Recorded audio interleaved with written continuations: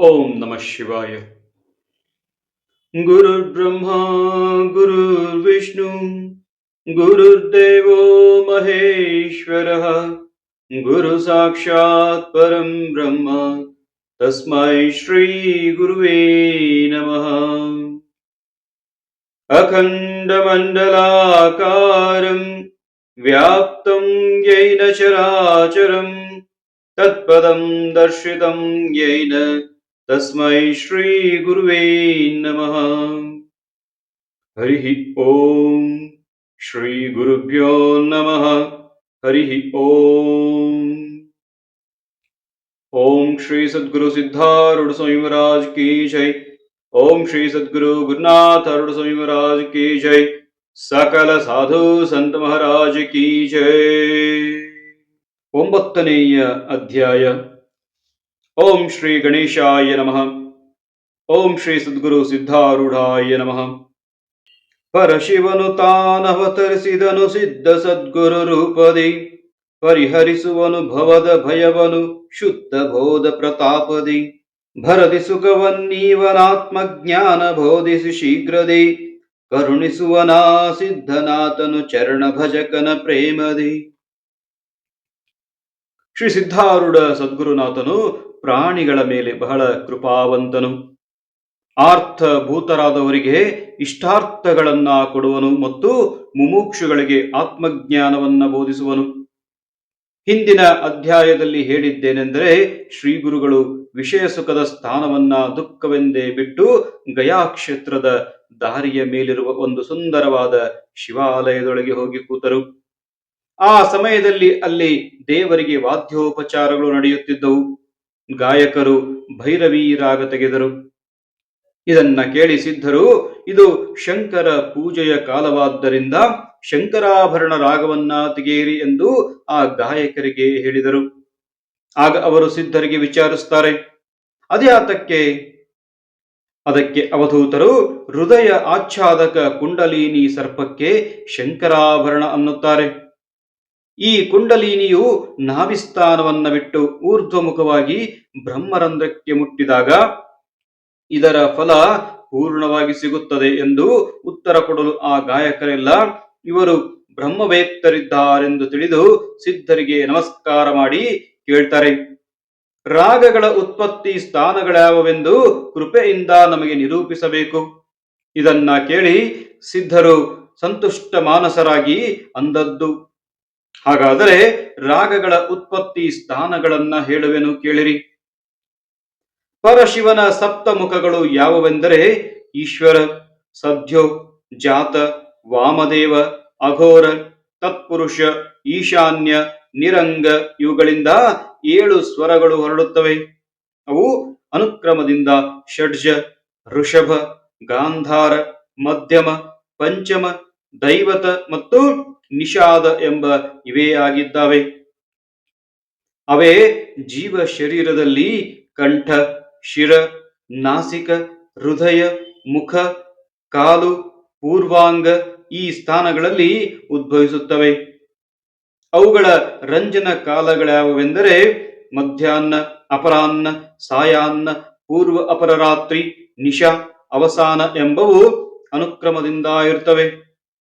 ಜೀವ ಶರೀರದಲ್ಲಿ ಈ ಸಪ್ತಸ್ವರಗಳನ್ನು ಉದ್ಭವ ಸ್ಥಾನದಲ್ಲಿಯೇ ಯಾವನಾದರೊಬ್ಬ ಗಾಯಕನು ಲಯ ಮಾಡಿದ್ದಾದರೆ ಆತನು ಈಶನ ಕೃಪೆಯಿಂದ ಜ್ಞಾನವನ್ನ ಪಡೆಯುವನು. ಈಶ್ವರ ಪ್ರೀತ್ಯರ್ಥವಾಗಿಯೇ ಸ್ವರವನ್ನು ದಂಡಿಸಬೇಕು. ನರರ ಪ್ರೀತ್ಯರ್ಥ ದಂಡಿಸಿದರೆ ವ್ಯರ್ಥವು. ಇದನ್ನ ಕೇಳಿ ಆ ಗಾಯಕರೆಲ್ಲರೂ ಆಶ್ಚರ್ಯಚಕಿತರಾಗಿ ಸಿದ್ಧರನ್ನ ನಮಿಸಿದರು. ಅನಂತರ ಸಿದ್ಧರು ಅಲ್ಲಿಂದ ಹೊರಟು ಗಯಾ ಕ್ಷೇತ್ರಕ್ಕೆ ಹೋಗಿ ಅಲ್ಲಿ ವಿಷ್ಣು ಪಾದಗಳನ್ನ ಕಂಡು ಆಮೇಲೆ ವೈಜನಾಥ ಕ್ಷೇತ್ರಕ್ಕೆ ಬಂದರು.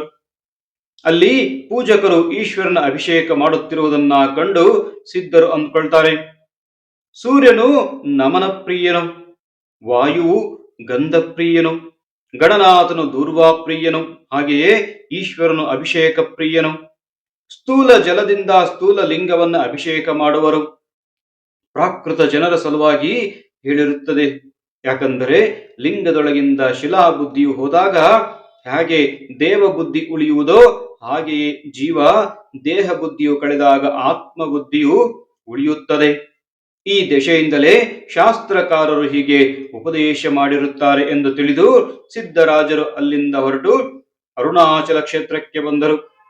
ಅರುಣಾಚಲೇಶನು ಧ್ಯಾನಪ್ರಿಯನು. ಈತನೇ ನನ್ನ ಚಿತ್ಪ್ರಕಾಶನಾದ ಆತ್ಮನು. ಈ ಪ್ರಕಾರ ಧ್ಯಾನವನ್ನ ಹಿಡಿದು ಸಿದ್ಧರು ಆ ಅರುಣಾಚಲೇಶನನ್ನ ವಿಶೇಷವಾಗಿ ಪೂಜಿಸಿದರು. ಪರಮಾತ್ಮನು ಸ್ಮರಣ ಮಾಡಿದ ಮಾತ್ರದಿಂದಲೇ ಮೋಕ್ಷವನ್ನ ಕೊಡುವನು ಎಂಬ ಈ ಶಾಸ್ತ್ರಾನುಸಾರವಾಗಿ ಸಿದ್ಧರು ತನ್ನ ನಿಜ ಧ್ಯೇಯದಲ್ಲಿ ತತ್ಪರರಾಗಿ ಸ್ವಸ್ಥವಾಗಿ ಕೂತು ಬಿಟ್ಟರು. ಆಮೇಲೆ ಪರ್ವತದಿಂದ ಇಳಿದು ಯಾವ ಸ್ಥಾನದಲ್ಲಿ ಗಂಗಾ ನದಿಯು ಶತಮುಖವಾಗಿ ಸಮುದ್ರದ ಕಡೆಗೆ ಹೋಗುತ್ತದೋ ಆ ಸ್ಥಾನವನ್ನ ಸೇವಿಸಿದರು.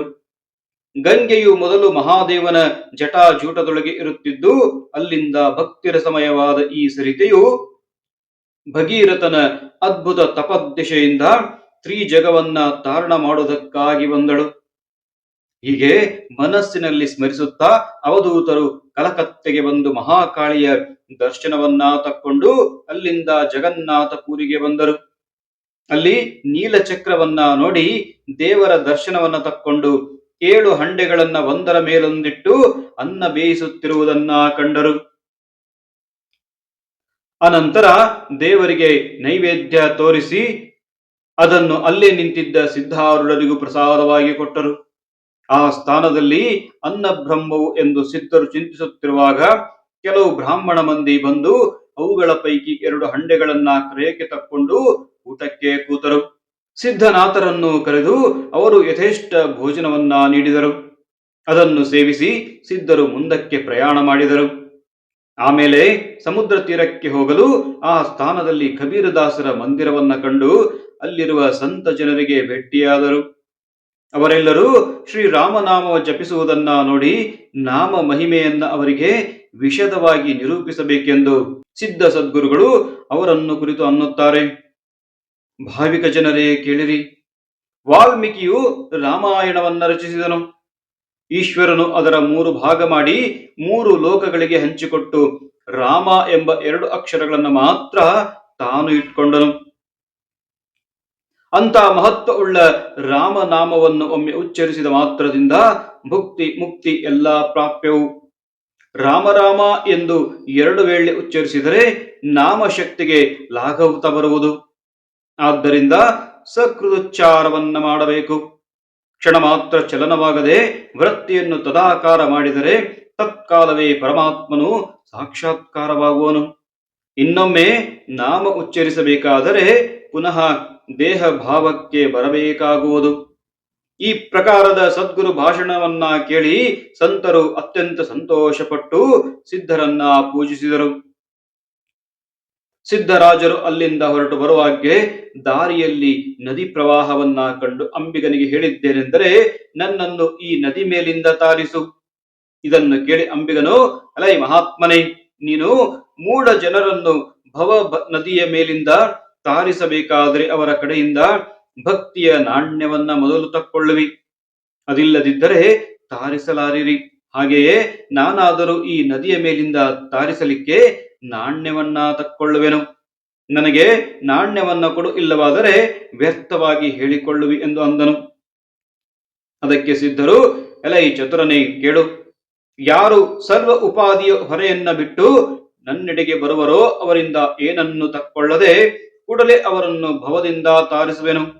ನನ್ನ ಹತ್ತಿರ ಉಪಾಧಿ ಏನು ಇಲ್ಲ ನೋಡು ಎಂದು ಸಿದ್ಧರು ಇದ್ದ ಒಂದು ಕೌಪೀನವನ್ನು ಹರಿದು ಚೆಲ್ಲಿಬಿಟ್ಟರು. ಆಗ ಆ ಅಂಬಿಗನು ಲಜ್ಜಿತನಾಗಿ, ಹಾಗಾದರೆ ನಿನ್ನ ಕಡೆಗೆ ನಾಣ್ಯವನ್ನು ನಾನು ಬೇಡುವುದಿಲ್ಲ ಎಂದು ಆನಂದದಿಂದ ಸಿದ್ಧರನ್ನ ಆಚೆ ದಂಡೆಗೆ ಒಯ್ದು ಬಿಟ್ಟನು. ನಿತ್ಯಕ್ಕಿಂತ ಆ ದಿನ 4 ಪಟ್ಟು ದ್ರವ್ಯ ಲಾಭವಾದ್ದರಿಂದ ಇದೆಲ್ಲ ಸಿದ್ಧರ ಮಹಿಮೆಯಿಂದಲೇ ಎಂದು ಅಂಬಿಗನು ತಿಳಿದುಕೊಂಡು ಒಂದು ದೊಡ್ಡ ವಸ್ತ್ರವನ್ನ ಸಿದ್ಧರಿಗೆ ಅರ್ಪಿಸಿದನು. ಅವಧೂತರು ಅದರೊಳಗಿಂದ ಒಂದು ಕೌಪಿನ ಮಾತ್ರ ಸ್ವೀಕರಿಸಿಕೊಂಡರು. ಮಹಾತ್ಮರ ವೈರಾಗ್ಯ ವಿಶೇಷವನ್ನ ಕಂಡು ಸರ್ವರಿಗೂ ಆಶ್ಚರ್ಯವಾಯಿತು. ಅಲ್ಲಿಂದ ಸಿದ್ಧರು ಹೊರಟು ಓಡ್ರ ದೇಶದಲ್ಲಿ ಸಂಚರಿಸುತ್ತಿರುವಾಗ ಆ ದೇಶದಲ್ಲಿ ಎಲ್ಲಿ ನೋಡಿದರೂ ದಾರಿದ್ರ್ಯ ವಿಶೇಷವನ್ನ ಕಂಡರು. ದಾರಿದ್ರ್ಯಾವಸ್ಥೆಯಲ್ಲಿ ಚಿತ್ತವು ಬಹಳ ಚಂಚಲವಾಗುತ್ತದೆ. ಅದರಿಂದ ಬುದ್ಧಿಯು ಭ್ರಮಣವಾಗುವುದು. ಹೀಗಾಗಿ ಅವರ ಗ್ರಹದ ದ್ವಾರದ ಮುಂದೆ ಯಾರಾದರೂ ಭಿಕ್ಷುಕರು ಬಂದರೆ ಕಳ್ಳರಂತ ಅವರನ್ನ ಓಡಿಸುವರು. ಹೀಗೆಂದು ಸಿದ್ಧರು ಗ್ರಾಮದೊಳಗೆ ಹೋಗದೆ ಅರಣ್ಯದ ದಾರಿಗಳಲ್ಲೇ ಸಂಚರಿಸುತ್ತಿದ್ದರು. ಅಕಸ್ಮಾತಾಗಿ ಯಾರಾದರೂ ಮಾರ್ಗಸ್ಥರು ಭೇಟಿಯಾದರೆ ಅವರು ಅನ್ನವನ್ನು ಸಿದ್ಧರಿಗೆ ಕೊಡುತ್ತಿದ್ದರು. ಇಲ್ಲದಿದ್ದರೆ ಕುಡಿಯಲಿಕ್ಕೆ ನೀರು ಸಹ ಸಿಕ್ಕದೆ ಎಷ್ಟೋ ದಿನಗಳನ್ನ ಕಳೆದು ರಾತ್ರಿಯೊಳಗೆ ಶೀತದಿಂದ ಶರೀರಕ್ಕೆ ವ್ಯಥೆಯಾಗುತ್ತಿದ್ದಾಗ ಸಹಿಷ್ಣುತೆಯನ್ನ ಆಚ್ಛಾದನೆ ಮಾಡಿಕೊಳ್ಳುತ್ತಿದ್ದರು. ದಾರಿಯಲ್ಲಿ ಹೋಗುತ್ತಿರುವಾಗ ಒಬ್ಬ ಭೈರಾಗಿಯು ಸಿದ್ಧರನ್ನ ಕುರಿತು, ಮುಂದೆ ಛತ್ತೀಸ್ಗಢಕ್ಕೆ ಹೋಗುವಾಗ ಮಂಗಗಳ ಉಪದ್ರವ ಬಹಳವಾಗುತ್ತದೆ ಅಂತ ಹೇಳ್ತಾನೆ. ಅದಕ್ಕೆ ಸಿದ್ಧರು, ನಷ್ಟವಾಗುವಂತಹ ಈ ಶರೀರದ ಚಿಂತೆಯನ್ನ ಮನಸ್ಸಿನಲ್ಲಿಟ್ಟುಕೊಂಡು ಏನು ಉಪಯೋಗ? ಎಷ್ಟು ದಿನ ತನಕ ಇದನ್ನ ರಕ್ಷಿಸಬೇಕು? ಈ ನಷ್ಟಪ್ರಾಯವಾದ ಶರೀರದಲ್ಲಿ ನಿತ್ಯ ರೂಪನಾದ ಆತ್ಮನು ನಿಶ್ಚಯವಾಗಿರುವನು. ಆತನನ್ನು ತಿಳಿಯುವುದರಿಂದ ದುಃಖ ಸರ್ವವು ನಾಶವಾಗುವುದು. ಹೃದಯ ದಪ್ಪಣದ ಮುಂದೆ ನಾಶವಂತನಾದ ಶರೀರವನ್ನು ಹಿಡಿದರೆ ಭಯವು ತೋರುತ್ತದೆ.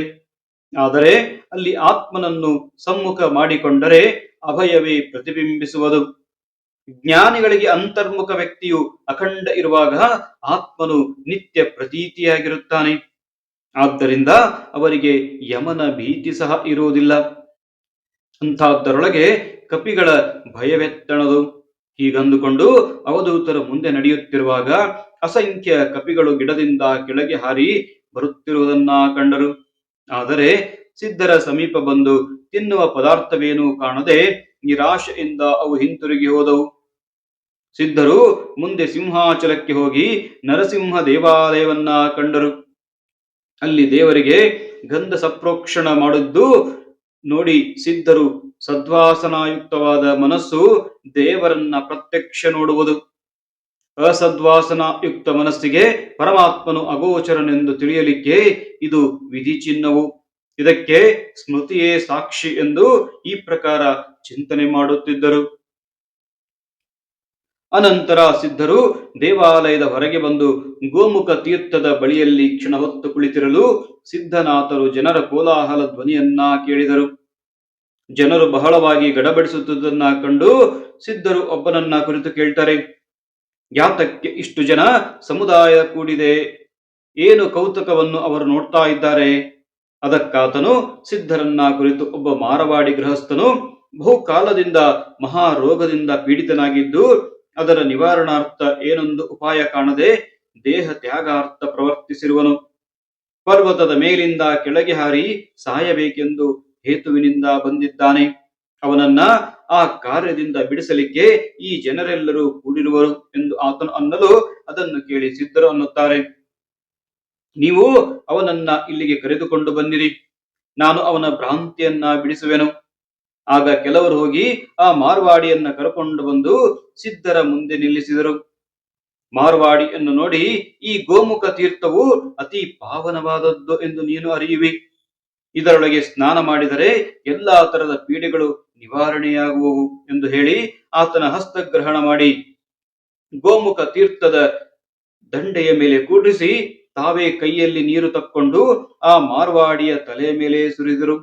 ಓಂ ನರಸಿಂಹ ಎಂದು ಸಿದ್ಧರು ಅಂದಾಕ್ಷಣ ಮಾರ್ವಾಡಿಯ ಶರೀರದಲ್ಲಿ ಶಾಂತಿಯು ವ್ಯಾಪಿಸಿತು. ಆಮೇಲೆ ತಾನು ಆ ನಾಮವನ್ನು ಉಚ್ಚರಿಸಿದಾಕ್ಷಣ ಮಾರ್ವಾಡಿಗೆ ಸುಖವಾಯಿತು.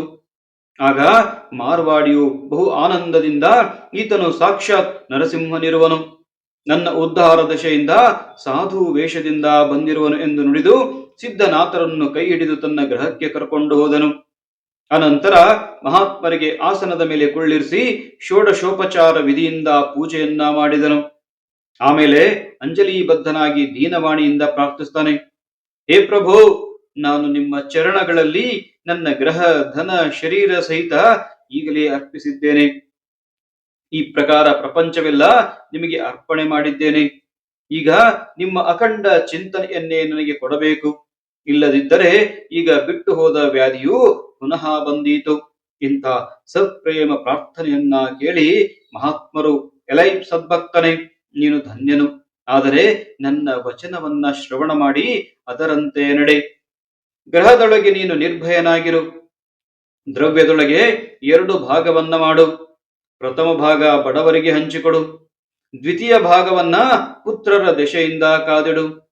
ಗ್ರಹ ಧನಾದಿಗಳು ನನ್ನವು ಎಂದು ತಿಳಿದು ವರ್ತಿಸುತ್ತಿರಬೇಕು ಮತ್ತು ಚಿತ್ತವನ್ನು ಶಿವನ ಚರಣಗಳಲ್ಲಿ ಇಡಬೇಕು ಅಂತ ನುಡಿದದ್ದು ಕೇಳಿ ಆ ಮಾರ್ವಾಡಿಯು ಶ್ರೀ ಗುರು ವಚನವೇ ಪ್ರಮಾಣವೆಂದು ಮನ್ನಿಸಿದನು. ಆ ಬಳಿಕ ಯತಿರಾಜರು ಅಲ್ಲಿಂದ ಹೊರಟು ವಿಜಯನಗರ ದುರ್ಗಕ್ಕೆ ಹೋಗಿ ಪ್ರತಾಪ ಸಿಂಹನ ಗದ್ದಿಗೆಯನ್ನ ನೋಡಿ ಸಮುದ್ರಗಾಮಿ ಎಂಬ ಉದ್ಯಾನವನದಲ್ಲಿ ಹೋಗಿ ಕೂತಿರಲು ಅಲ್ಲಿ ಭೈರಾಗಿ ಜನರು ಸದಾವರ್ತ ತೆಗೆದುಕೊಂಡು ಬಂದರು.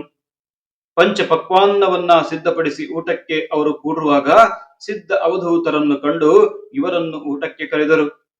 ಸದ್ಗುರುಗಳು ಹೋಗಿ ಊಟಕ್ಕೆ ಕೂತಿರುವಾಗ ಭೈರಾಗಿಗಳನ್ನ ಕುರಿತು, ಪ್ರಾಣ ಮಾರ್ಗದಿಂದ ಹೊಟ್ಟೆಯೊಳಗೆ ಹೋದ ಅನ್ನದ್ದು ಏನು ಪರಿಣಾಮವಾಗುತ್ತದೆ ಎಂದು ಸಿದ್ಧರು ಕೇಳಲು, ಆ ಭೈರಾಗಿಗಳು ಅನ್ನದಿಂದ ಧಾತುಗಳಾಗುತ್ತವೆ, ಅನಂತರ ಏನಾಗುತ್ತದೆಂದು ತಿಳಿಯಲಾರೆವು ಅಂದರು.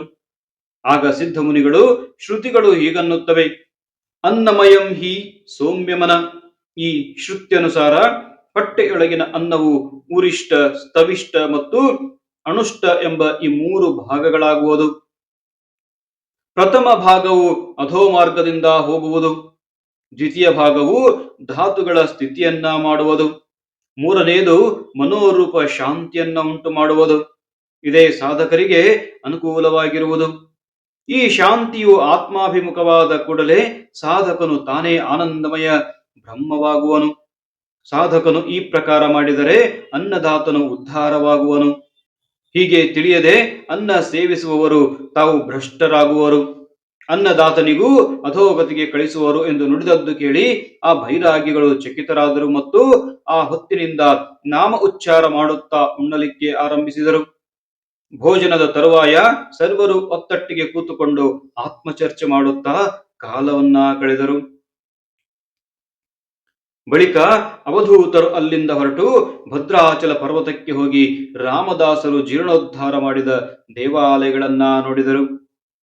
ಅವನ್ನು ನೋಡಿ ಸಿದ್ಧರು ಪರಮಾತ್ಮನ ಸಹಾಯದಿಂದ ಸತ್ಪುರುಷರು ಮಹಿಮೆಗಳನ್ನು ತೋರಿಸುತ್ತಾರೆ ಹೀಗಂದುಕೊಂಡು ಗೋದಾವರಿ ನದಿಯ ತೀರಕ್ಕೆ ಬಂದರು. ರಾಮದಾಸರ ಕಟ್ಟೆಯ ಮೇಲೆ ಸಿದ್ಧನಾಥರು ಕುಳಿತಿರುವಾಗ 5 ಮಂದಿ ಬ್ರಾಹ್ಮಣರು ಬಂದು ಸಿದ್ಧರನ್ನ ಕುರಿತು, ಸ್ವಾಮಿಗಳೇ, ನಿಮ್ಮ ದೇಶ ಯಾವುದು, ನಿಮ್ಮ ಸ್ಥಿತಿಗತಿಯನ್ನ ತಿಳಿಸಿರಿ ಎಂದು ಕೇಳಲು ಅವಧೂತರು, ಅಪರಿಚ್ಛಿನ್ನವೇ ನಮ್ಮ ದೇಶವು, ಸರ್ವಾಧಿಷ್ಠಾನತ್ವವೇ ನಮ್ಮ ಸ್ಥಿತಿಯು ಮತ್ತು ನಿರ್ಗತಿಯು ನಮ್ಮ ಗತಿಯಾಗಿರುತ್ತದೆ ಎಂದು ಉತ್ತರ ಕೊಡಲು ಬ್ರಾಹ್ಮಣರು, ಅದು ಹೇಗೆ ಎಂದು ಕೇಳಿದರು. ಮಹಾತ್ಮರು ದೇಶ ಕಾಲ ವಸ್ತುಗಳಿಂದ ಅಪರಿಚ್ಛಿನ್ನವಾದ ಆತ್ಮನಿಗೆ ದೇಶವು ಯಾವುದು, ಸರ್ವ ಜಗತ್ತಿನ ಅಧಿಷ್ಠಾನನಾಗಿರುವುದೇ ಆತ್ಮನ ಸ್ಥಿತಿಯು ಮತ್ತು ಸರ್ವ ಗಮನಾಗಮನಗಳು ಯಾವಾತನ ಅವಕಾಶದಿಂದ ಆಗುತ್ತವೆಯೋ ಅಂತ ಆತ್ಮನಿಗೆ ಗತಿಯು ಯಾರು ಹೇಳಬೇಕು ಎಂದು ಉತ್ತರ ಕೊಡಲು ಆ ಬ್ರಾಹ್ಮಣರು ಶುದ್ಧ ಭಾವಯುಕ್ತರಾದ್ದರಿಂದ ಇದನ್ನು ಕೇಳಿ ತತ್ಕಾಲ ಹೃದಯದಲ್ಲಿ ಶಾಂತರಾದರು. ಇದನ್ನ ತಿಳಿದು ಮಹಾತ್ಮರು, ನಿಮ್ಮ ಚಿತ್ತವು ನಿರ್ಮಲವಿದೆ ಎಂಬ ಸಿದ್ಧಾಂತವು ಕೂಡಲೇ ಗ್ರಾಹ್ಯವಾಯಿತು ಎಂದು ನುಡಿದರು. ಅಲ್ಲಿಂದ ಸಿದ್ಧಾರೂಢರು ಕರ್ನಾಟಕ ದೇಶಕ್ಕೆ ಹೋಗಿ ಬೇಜವಾಡದ ಸಮೀಪ ಮುಟ್ಟಿದರು. ಕೃಷ್ಣಾ ನದಿ ತೀರದಲ್ಲಿ ಕುಳಿತಿರುವಾಗ ಒಬ್ಬಳು ಸ್ತ್ರೀಯಳು ಬಂದು ಬಹುಭಕ್ತಿಯಿಂದ ಅವಧೂತರಿಗೆ ನಮಸ್ಕರಿಸಿ ಕೈ ಜೋಡಿಸಿ ನಿಂತು ಬಹು ನಮ್ರ ಭಾವದಿಂದ, ಮಹಾತ್ಮರೇ, ನಿಮ್ಮನ್ನು ನೋಡಿದಾಕ್ಷಣ ನಿಮ್ಮಲ್ಲಿ ಬ್ರಹ್ಮನಿಷ್ಠರ ಲಕ್ಷಣಗಳು ಕಾಣಿಸುತ್ತವೆ. ಮುಖದ ಮೇಲಿನ ಶಾಂತಿ ಮುದ್ರೆಯಿಂದ ನೀವು ಮಹಾತ್ಮರಿದ್ದೀರೆಂದು ನನಗೆ ತಿಳಿಯಿತು. ಆದ್ದರಿಂದ ನನ್ನ ದೀನವಾಣಿಯನ್ನ ಶ್ರವಣ ಮಾಡಿ ನನ್ನನ್ನು ಉದ್ಧರಿಸಬೇಕು ಅಂದಳು. ಅದಕ್ಕೆ ಸದ್ಗುರುಗಳು, ನೀನು ಸ್ತ್ರೀಯಳು, ಅಶುದ್ಧ ಚಿತ್ತಯುಕ್ತಳಾಗಿರುವಿ, ಬ್ರಹ್ಮೋಪದೇಶಕ್ಕೆ ಪಾತ್ರಳಲ್ಲವಾದ್ದರಿಂದ ನೀನು ನಾಮಜಪವನ್ನ ಜಪಿಸಲಿಕ್ಕೆ ಅಧಿಕಾರಿಯಾಗಿರುವಿ. ಈಶ್ವರ ನಾಮವನ್ನು ಮುಖದಿಂದ ಉಚ್ಚರಿಸಿ ಹೃದಯದೊಳಗೆ ಮೂರ್ತಿ ಧ್ಯಾನವನ್ನ ಮಾಡಿದ್ದಾದರೆ ಚಿತ್ತದ ಸರ್ವಮಲವು ನಾಶವಾಗಿ ಸ್ವರೂಪ ಜ್ಞಾನವು ಪ್ರಾಪ್ತವಾಗುವುದು. ಇದನ್ನು ಬಿಟ್ಟು ಬೇರೆ ಉಪಾಯಗಳಿಂದ ಹೇತಾಯಿ ಧನ್ಯತೆಯು ಪ್ರಾಪ್ತವಾಗಲಾರದು ಎಂದು ಅಂದದ್ದ ಕೇಳಿ ಆ ಮಾತೆಯು ದೀನವಾಣಿಯಿಂದ, ಮಹಾಸ್ವಾಮಿ, ನಿಮ್ಮ ಕೃಪೆಯಿಂದ ನಾನು ಧನ್ಯಳಾದೆನು, ನಿಮ್ಮ ಉಪದೇಶವನ್ನು ನಾನು ಅನುಸರಿಸುವೆನು ಎಂದು ನುಡಿದು ಮಹಾತ್ಮರ ಚರಣಕ್ಕೆರಗಿ ಆಜ್ಞೆಯನ್ನ ಪಡೆದುಕೊಂಡು ಹೊರಟು ಹೋದಳು. ಆಮೇಲೆ ಸದ್ಗುರು ಸಿದ್ಧನಾಥರು ಆ ಸ್ಥಾನದಲ್ಲಿ 3 ವರ್ಷ ವಾಸ ಮಾಡಿದರು. ನದಿ ದಂಡೆಯ ಮೇಲೆ ಕುರಿಗಳನ್ನು ಕಾಯುತ್ತಾ, ಅನ್ನ ಇಲ್ಲದಾಗ ಅವುಗಳ ಹಾಲು ಕುಡಿಯುತ್ತಾ ಅಥವಾ ಮೃದುವಾದ ಮಣ್ಣನ್ನ ತಿಂದುಕೊಂಡು ಕಾಲಹರಣ ಮಾಡುತ್ತಿದ್ದರು. ಶೀತೋಷ್ಣಾಧಿಕ ದುಃಖಗಳನ್ನ ಸಹನ ಮಾಡಲಿಕ್ಕೆ ಶಾಂತಿಯನ್ನ ಉಪಯೋಗಿಸುತ್ತಿದ್ದರು.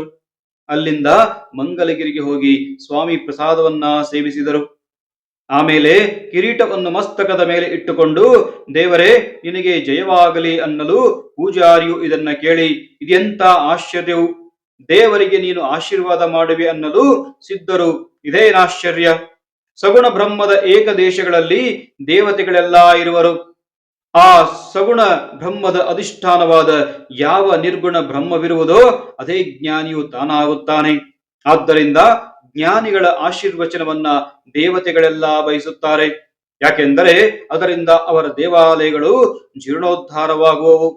ಜ್ಞಾನಿಗಳ ಚರಣರಜವನ್ನ ಭಾಗೀರಥಿಯು ತಾನೇ ಇಚ್ಛಿಸುತ್ತಾಳೆ ಎಂದು ಈ ಪ್ರಕಾರ ಸಿದ್ಧರಂದದ್ದು ಕೇಳಿ ಆ ಪೂಜಾರಿಯ ಮನಸ್ಸಿನಲ್ಲಿ ವಿವೇಕ ಉತ್ಪನ್ನವಾಯಿತು.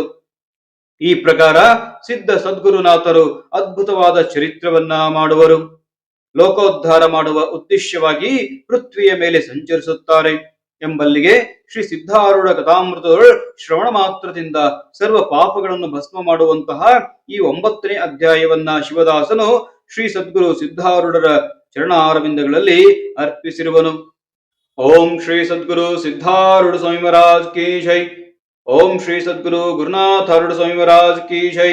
ಸಕಲ ಸಾಧು ಸಂತ ಮಹಾರಾಜ್ ಕಿ ಜೈ. ಜೈ ಜೈ ಶ್ರೀ ರಘುವೀರ ಸಮರ್ಥ. ಶ್ರೀ ಗುರುದೇವ ದತ್ತ.